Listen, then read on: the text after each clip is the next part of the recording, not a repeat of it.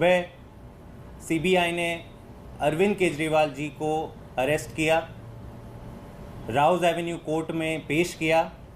वो चाहते थे कि अरविंद केजरीवाल जी की कस्टोडियल इंटरोगेशन हो, उसकी इजाज़त लेने के लिए उन्होंने कोर्ट के सामने पेश किया।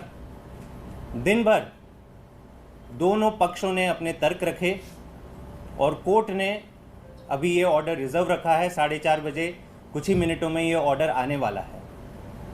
लेकिन आज जो भी बातें कोर्ट के सामने निकल कर आई, उसमें से जो सबसे बड़ी बात है कि सीबीआई रंगे हाथों झूठ बोलते हुए कोर्ट के सामने पकड़ा गया है।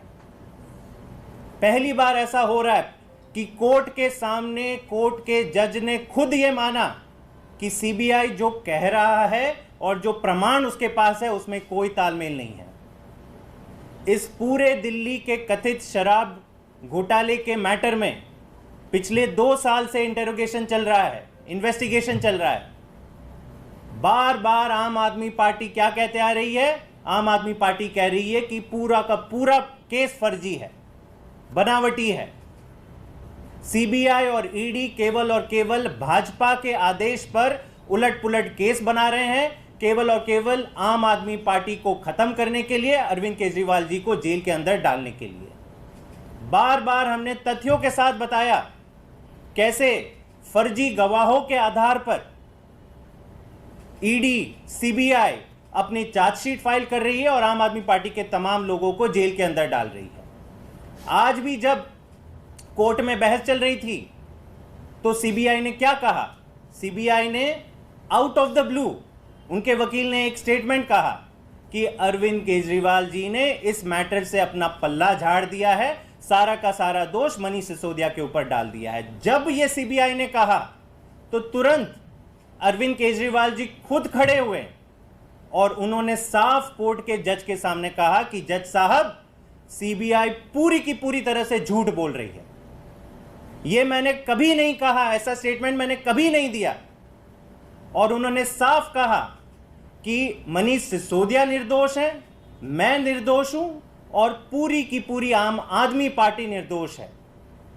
और उन्होंने चैलेंज किया कि सीबीआई दिखाए कि उन्होंने कब ऐसा स्टेटमेंट दिया कि पल्ला झाड़ दिया है, मैं नहीं, कोई और दोषी है।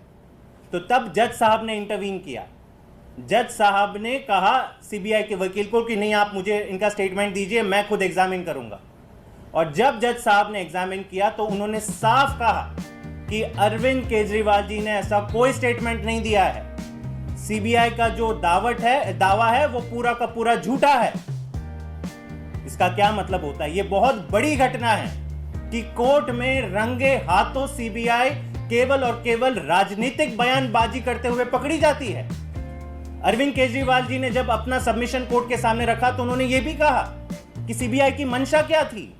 सीबीआई की मंशा थी कि ऐसा एक स्टेटमेंट दे दे तो सारा मीडिया सेंसेशनलाइज हो जाएगा, कल के अखबारों में हेडलाइन छपेगी, सारे टीवी चैनल्स अपने प्रोग्राम रोक देंगे और बोलेंगे कि देखो अरविंद केजरीवाल ने अपना पक्ष किनारे किया, किसी और को दोषी ठहराया। तो जज साहब ने यह माना कि सीबीआई ने पूरे गलत तरीके से यह अपना दावा किया है, इसमें कोई सच्चाई नहीं है। और फाइनली जो शुरुआत से आम आदमी पार्टी कहते आ रही है कि भाजपा के राज के अंदर ईडी और सीबीआई का प्रयोग केवल और केवल मीडिया मैनेज करने के लिए, मीडिया को सेंसेशनलाइज करने के लिए किया जा रहा है, आम आदमी पार्टी की छवि बिगाड़ने के लिए किया जा रहा है, अरविंद केजरीवाल जी की, मनीष सिसोदिया की, सारे हमारे नेताओं की छवि बिगाड़ने के लिए किया जा रहा है, वो आज सच साबित हुआ। जैसे सीबीआई ने यह स्टेटमेंट दिया, तुरंत सारी मीडिया ये लाइन चलाने लगी। लेकिन फिर जब जज साहब ने कहा तो मैं मीडिया के दोस्तों का भी धन्यवाद करता हूं कि आपने ये सच्चाई भी देश के सामने रखी कि जज साहब ने साफ साफ कहा कि सीबीआई झूठ बोल रहा है, अरविंद केजरीवाल जी ने ऐसा कोई बयान नहीं दिया। तो आज जो भी जजमेंट आता है 4:30 बजे, उसका हम इंतजार कर रहे हैं। लेकिन जो सबसे बड़ी बात निकल कर आई कि जो बात हम शुरुआत से कहते आ रहे हैं कि पूरा का पूरा एक फर्जी मुकदमा बनाया गया है, कोई भी तर्क सीबीआई और ईडी अपने पन्नों में लिख देते हैं, लगता है कि सीबीआई और ईडी ने नहीं लिखा है, भाजपा के मुख्यालय से ये तर्क सारे दिए जा रहे हैं। और आज भी जब सीबीआई के वकील ने ये कहा कि अरविंद केजरीवाल जी ने मनीष सिसोदिया को दोषी ठहराया, तो साफ लग रहा था कि ये तो भाजपा के प्रवक्ताओं की लाइन है। ये सीबीआई कैसे कह रही है? तो जब सबूत देखने गए, अरविंद केजरीवाल जी का स्टेटमेंट जब खुद कोर्ट ने पढ़ा, तो मान लिया कि ये तो गलत कह दिया सीबीआई ने। तो आज ये पूरी तरह ये लोग बेनकाब हो गए हैं। सीबीआई और ईडी केवल और केवल भाजपा का राजनीतिक भोंपू बन के रह गए। ये सच्चाई आज देश के सामने आ गई है। बहुत बहुत धन्यवाद। आपके अगर कोई सवाल हो तो सर, क्या उम्मीद लग रहा है आप लोगों को? एक तरफ आप लोग ईडी के मामले से अलग अलग न्यायालय में जाके राहत की उम्मीद कर रहे थे, अब एक नया प्रकरण शुरू हो गया, सीबीआई ने अरेस्ट कर लिया, तो लग रहा है कि ये न्यायिक प्रक्रिया अब लंबी चलने वाली है, अरविंद केजरीवाल को बहुत जल्दी राहत की उम्मीद नहीं। देखिए, एक चीज तो इन सब चीजों से साफ हो गई है कि ये कोई मुद्दा न्याय का नहीं है। पूरा का पूरा राजनीतिक रंग ले चुका है। आज देश के सामने ये पता चल गया है, जिस तरह से अरविंद केजरीवाल जी के पीछे सारी एजेंसियां, सारी एनर्जी, ईडी सीबीआई का जो मकसद था कि टेररिस्ट को पकड़े, ड्रग स्मगलर्स को पकड़े, आज कभी इन एजेंसियों का डिस्कशन जब होता है तो ये नहीं बात आती कि इन्होंने किन किन बड़े लोगों को पकड़ा। नहीं, अरविंद केजरीवाल जी के पीछे ये लोग पड़े हुए हैं। जब ट्रायल कोर्ट में बेल मिल जाती है, ये लोग हाई कोर्ट पहुंच जाते हैं। कोर्ट का ऑर्डर नहीं आता है, इनको स्टे मिल जाता है। और जब आज सुप्रीम कोर्ट में सुनवाई होनी थी, उससे पहले सीबीआई, जो एक साल से, आप ये समझिए, अप्रैल 2023 में सीबीआई ने अरविंद केजरीवाल जी से इंटेरोगेशन करी थी, 9 घंटे की पूछताछ हुई थी। अप्रैल के बाद जून 2024 के बीच में सीबीआई तो माने भूल गया कि अरविंद केजरीवाल का एग्जिस्ट भी करते हैं, उनका रोल क्या है।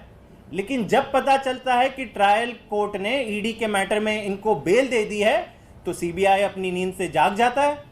उसे याद आ जाता है कि अरे, अरविंद केजरीवाल जी को ऐसे कैसे बाहर निकलने दे सकते हैं, तो तुरंत एक्शन में आ जाता है, उनको अक्यूज बना देता है, इनको अरेस्ट कर दिया जाता है। यह दिखाता है कि कितनी, ये भाजपा की बौखलाहट दिखाता है। ये दिखाता है कि ये लोग अरविंद केजरीवाल जी से कितनी नफरत करते हैं और कितना डरते हैं। वो चाहते नहीं है कि अरविंद केजरीवाल जी को कोई भी न्याय मिले, इसलिए आप फंसाते जाओ, एक के ऊपर एक केस डालते जाओ। लेकिन जो हम शुरुआत से बोलते आए हैं कि सत्य परेशान हो सकता है, पराजित नहीं। हमें देश के संविधान में विश्वास है, भले हमें इस चीज के लिए कष्ट सहना पड़े, हमारे नेताओं को कुछ महीने और जेल में रहना पड़े, न्याय जरूर होगा और न्याय होते हुए दिखेगा भी। ट्रायल कोर्ट के जो जजमेंट आया था, उसमें कई सारे ऐसे आर्ग्यूमेंट थे जो पूरी तरह से बेनकाब करती है ईडी को। तो हमें पूरा विश्वास है कि अंत में जीत सत्य की होगी और इस पूरे प्रोसेस के थ्रू आउट ये दिख जाएगा कि भाजपा केवल और केवल तानाशाही कर रही है। एक प्रकार की इमरजेंसी उन्होंने घोषित कर दी है देश में कि कोई भी उनका सबसे बड़ा अगर राजनीतिक ओपोनेंट हो तो उनको हम चैन की नींद नहीं लेने देंगे, उनको चुनाव नहीं लड़ने देंगे, उनको सरकार नहीं चलाने देंगे, उनको कैसे भी करके जेल में डालेंगे, चाहे इसके लिए हमें जो कुछ करना पड़े। तो यह है सच्चाई आज जो देश के सामने आ गई। और आज जैसे सीबीआई रंगे हाथों पकड़ा गया, यह भी साफ दिखाता है कि सीबीआई कोई निष्पक्ष एजेंसी नहीं है, यह कोई निष्पक्ष जांच नहीं चल रहा है। भाजपा के मुख्यालय से एक लाइन आती है कि ये जोड़ दो, अरे भरे अरविंद केजरीवाल जी ने बोला है, नहीं बोला है, क्या फर्क पड़ता है, आप तो जोड़ दो। तो उन्होंने जोड़ दी, कोर्ट में भी स्टेटमेंट पढ़ लिया, लेकिन क्या हुआ, रंगे हाथों पकड़े गए।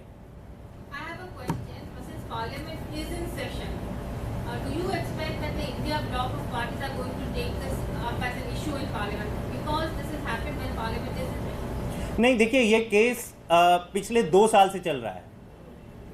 मनीष सिसोदिया जी की गैर कानूनी तरीके से जो गिरफ्तारी हुई, उसके बाद अरविंद जी की हुई, तो पूरा India bloc throughout this entire matter has been supporting Aam Aadmi party.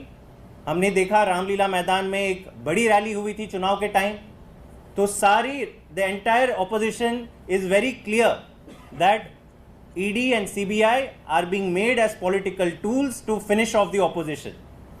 लेकिन ये लड़ाई, कोर्ट के अंदर की लड़ाई हम कोर्ट में लड़ेंगे और पार्लियामेंट की लड़ाई भी हम पार्लियामेंट में ये मुद्दा जरूर उठाएंगे। Thank you.